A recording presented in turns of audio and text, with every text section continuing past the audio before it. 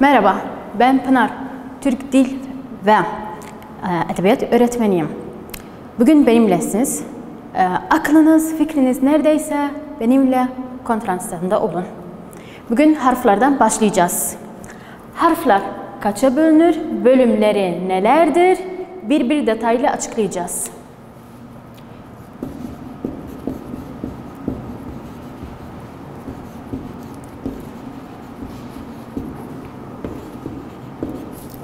Arkadaşlar, Türkçe'de 29 harf var.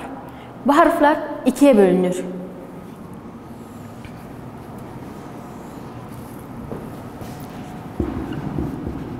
Ünlü ve ünsüz. Ünlü harfler. Kalın ve ince. Kalın olan A, I, O, U.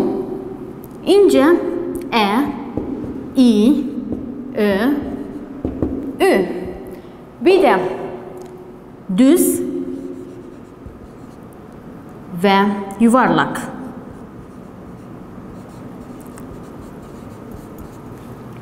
Arkadaşlar, düz olan ağza göre. Ağzımız düz olarak açıklanır. Mesela A, E, I ve I. Yuvarlak O, Ö, U, Ü. Ağza göre. Uyumuna gelelim. İkiye bölünür. Büyük, ünlü uyumu ve ikinci küçük ünlü uyumu. Büyük ünlü uyumu. Sözcükte arkadaşlar bakın sözcükte ilk hece kalınsa öteki hece de kalın olur. İlk hece ince ise öteki hece de ince olur. İlk kalın ise öteki de kalın olur. Mesela diyelim ağaç. Bakın kalın, öteki hece kalın. İnce. Sevgi. İnce, öteki de ince olur arkadaşlar. Bakın. İlk hece kalın, öteki hece de kalın. İlk hece ince, öteki hece de ince olur. Ama bazı aykırı durumlar var. Arkadaşlar, bazı aykırı durumlar var. Birinci, Türkçe'ye gelen yabancı kelimeler. Mesela, Türkçe'ye gelen yabancı kelimeler. Diyelim, otobüs, otobüs. Aykırı olmuş, ünlü uyumuna aykırı olmuş. Bakın, kalın, kalın ve ince. Ya da diyelim bilgisayar. Bilgisayar. Arkadaşlar bu defa ince ince, kalın kalın. Aykırı olmuş durumlara. İkinci olan eklenmiş sözcükler. Mesela Türkçe kelimesine gelen ekler. Akşamleyin. Akşamleyin. Yeşil. Yeşilimtırak. Yani mas yeşil. Akşamleyin. Kalın kalın, ince. Bir de ince ince, kalın kalın. Aykırı olmuş. Ünlüye göre aykırılanmış. Üçüncü. Türkçeleşmiş kelimeler. Yani eskiden asıl kelimeydi, yeni olan kelime değişilmiş. Mesela Türkçeleşmiş kelimeler. Diyelim Türkçeleşen kelimeler. Burada ana. Eskiden ana ama şu an anne olmuş. Anne. Arkadaş. Arkadaş. Olmuş. Arkadaş. Bir de alma var. Alma. Bu asıl Türkçedir. Ama yenilenen Türkçe olmuş elma. Bu büyük ünlü uyumu. Küçük ünlü uyumu yuvarlığa göre.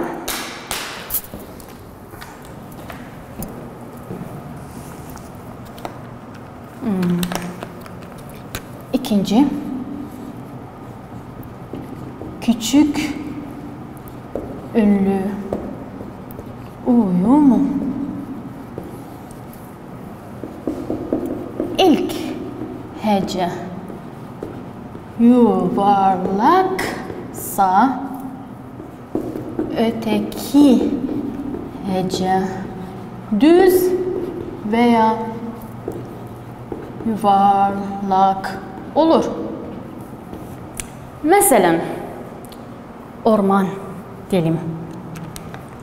Arkadaşlar ilk hecesi orman, yuvarlak, düz olmuş. Ya da umut. Umut. Bakın arkadaşlar yuvarlak, yuvarlak olmuş. Bu da küçük ünlü uyumu. Bu sadece ünlü. Bu defa ünsüz harflere gelelim. Hemen bu notları yazın. Çok önemli.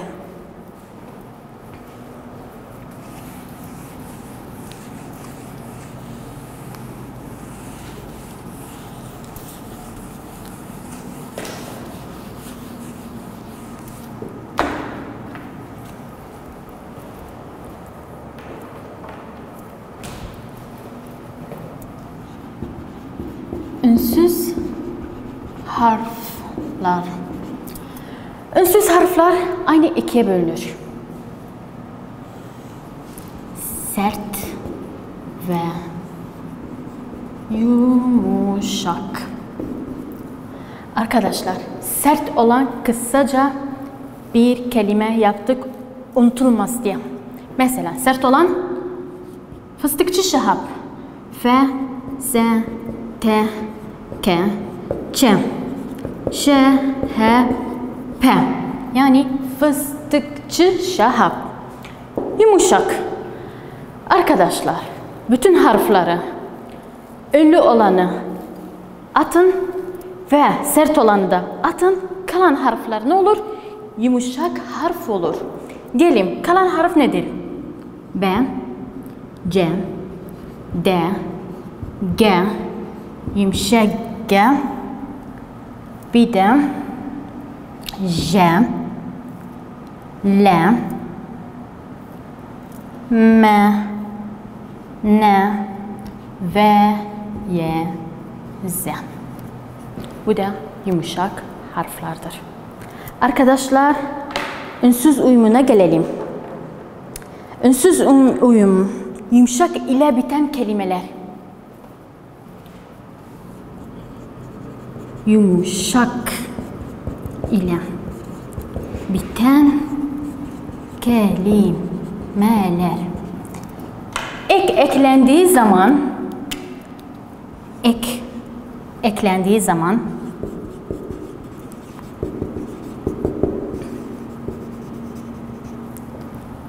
yumuşak ek değişilmez.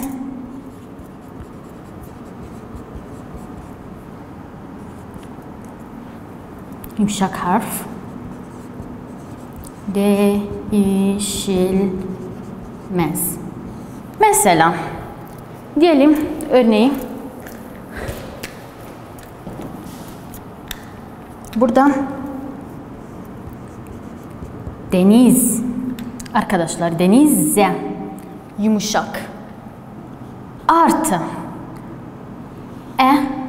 ne olur? Denize. Yumuşak harf değişilmedi. Gelelim sert harfin yumuşamasına. Bu bir. 2. Sert harflerin yumuşamasına. Arkadaşlar bazı sert harfler var. Mesela B, P, T ve Ç. Bunlar eklediğimiz zaman değişirler. Mesela burada B ne olur? Tam tersi.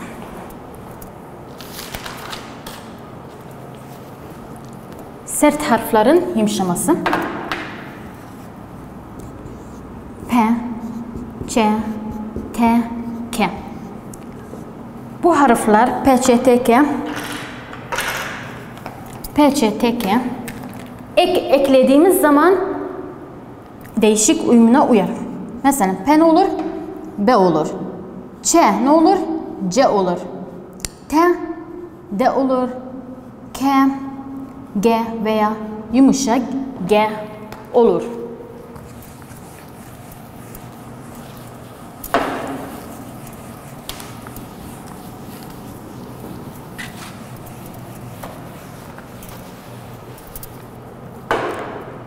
Örneğin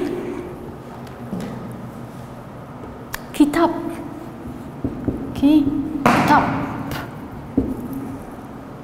ağaç, yurt,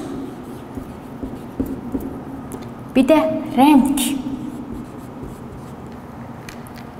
Arkadaşlar P, Ç, T, K artı ek. Ek mesela da, o da da, bu da da, bu da o mesela. Kitap da olur, bu da sertleşir. Sertleşir. Kitap ta. Kitap ta olur. Ağaç ta. Yurt ta. Renk rengi. Sert harfler yumuşar. Arkadaşlar harflerden bittik, heceye gelelim. Hece ağızdan çıkan bir nefesle.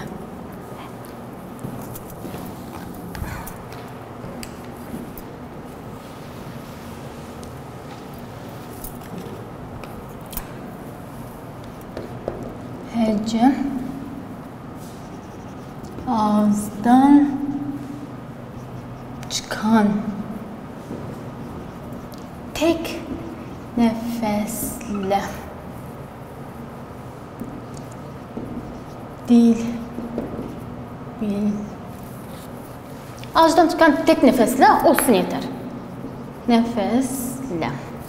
Yani her sözcükte kaç ünlü varsa o kadar hecedir.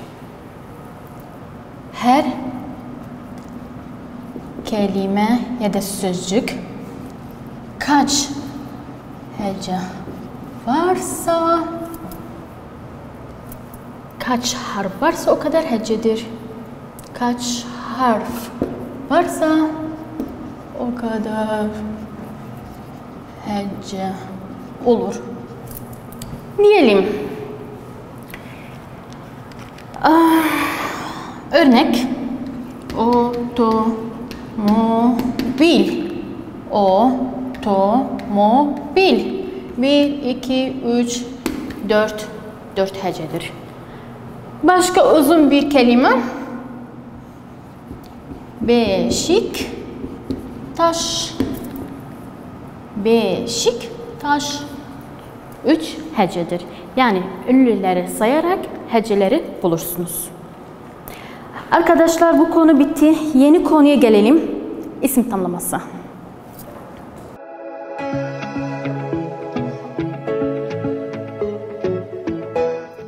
Arkadaşlar isim tamlaması kaça bölünür? Belirtili isim tamlaması, belirsiz isim tamlaması, takısız isim tamlaması ve zincirleme. Belirtili isim tamlaması. Sayalım. 4'e bölünür.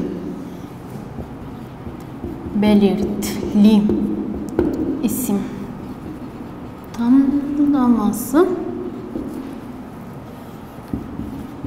belirsiz isim tamlaması,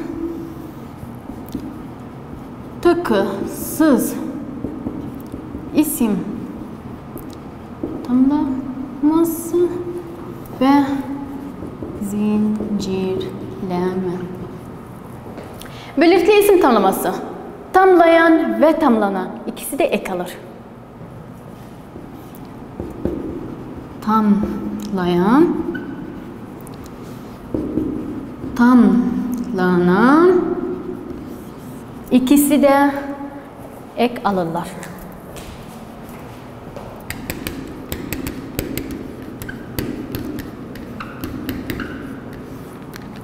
Mesela okulun kapısı.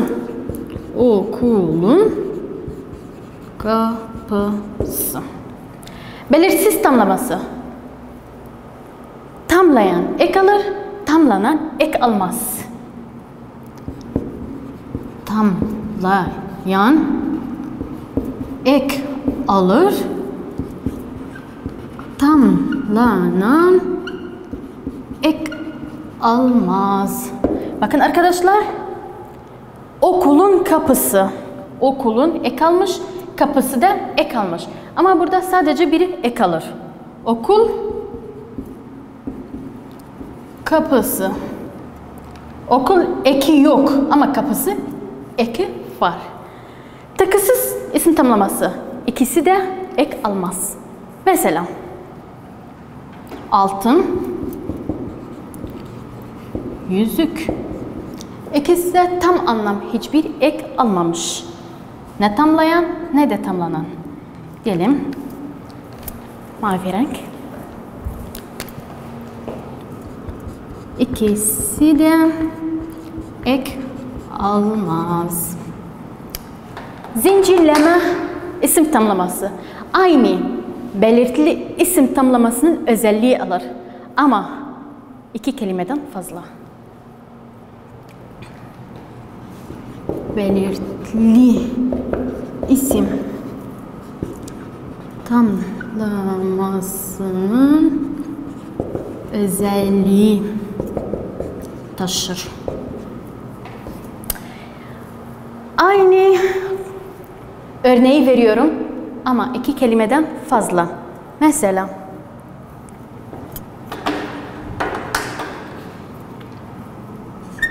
okulun kapısının anahtarı. Okulun kapısının anahtarı. 3 kelime oldu. Yani 2 kelimeden fazla zincirleme denir.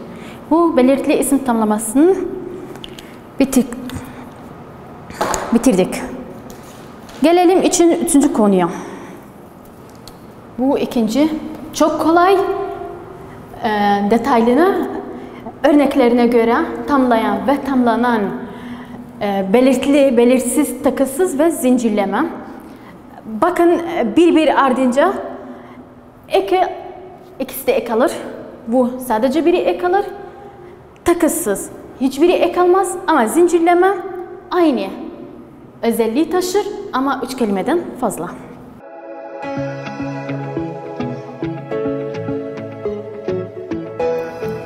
Arkadaşlar, kitabınızda yapı bakımından kelimeler hepsi ayrı ayrı yazılmış. Benim yöntemim, hepsini birleştirdim. Başka bir şekilde yaparız. Mesela yapı bakı kelimeleri kaça bölünür? Basit, türemiş, bir de birleşik. Basit kelimeler hiçbir ek almayan kelimelerdir. Yani kök. İkiye bölünür. İsim ve fiil. İsim normal. Kalem. Kitap. Ağaç. Ek almamış. Fiile gelelim. Gel. Git. Dur. Emir. Türemiş kelimeler. Türemiş kelimeler 4'e bölünür. Nelerdir? Bir isim artı isim. Mesela isimden isim yapan ek. Örnek versem, isim olarak kalem artı ek isim yapsın, kalemlik. Gözlük ya da gözlük isimdir. İsim yapsak olur. Gözlük. Onu da isim yaptı. İkinci, isimden fiil yapan ek. Fiil yapan ek. Yani isim artı fiil. Örnek mesela isim artı fiil. Düşünelim.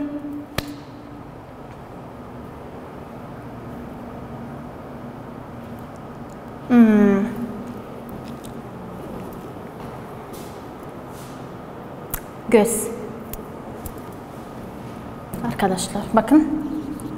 Göz bir isimdir.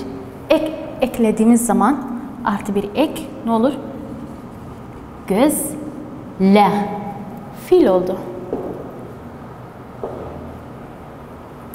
Üçüncü. Bu defa tam tersi. Fiilden isim yapan ek.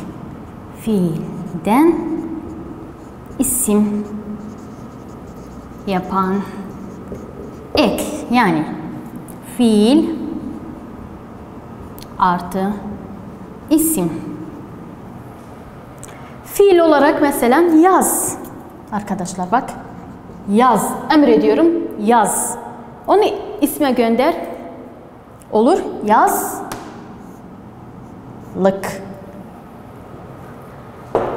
Fiilden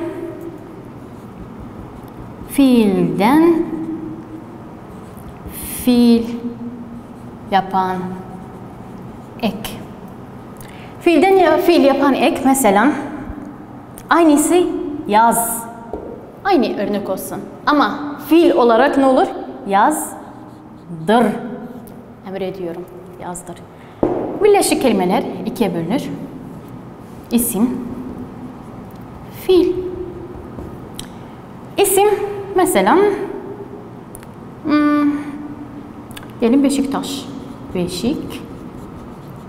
Taş. Fil. Namaz.